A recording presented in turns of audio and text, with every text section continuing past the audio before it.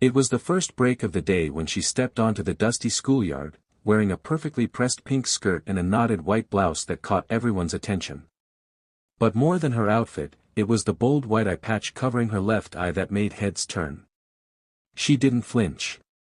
She didn't look away. She walked with the kind of confidence that made people go quiet. The boys standing under the tree burst into laughter, nudging each other and pointing. Some girls whispered behind her back, calling her the pirate girl. But she didn't care. She had heard it all before. What they didn't know was that behind that patch lay a story they'd never understand. A story of courage, pain, and survival.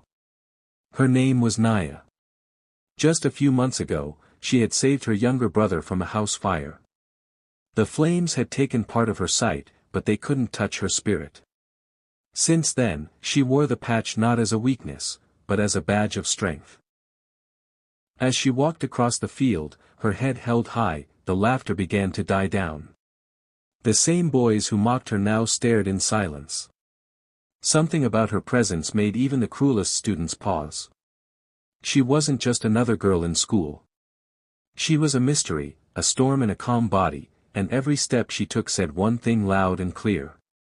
You don't have to understand me. Just don't underestimate me. The bell rang for recess, and the schoolyard exploded with noise, laughing, shouting, games in every corner. But all the noise seemed to hush when a new girl walked through the school gate.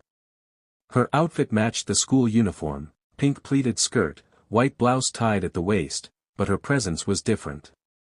Confident. Silent. Mysterious. What caught everyone's attention was the white eye patch covering her left eye. She looks like a pirate, one boy whispered. Maybe she's dangerous, another laughed. The teasing started almost immediately. Boys chuckled behind her back. Girls watched her with a mix of curiosity and judgment. But she didn't respond. She just stood near the field, her gaze scanning the horizon, as if she were searching for something far beyond the school walls.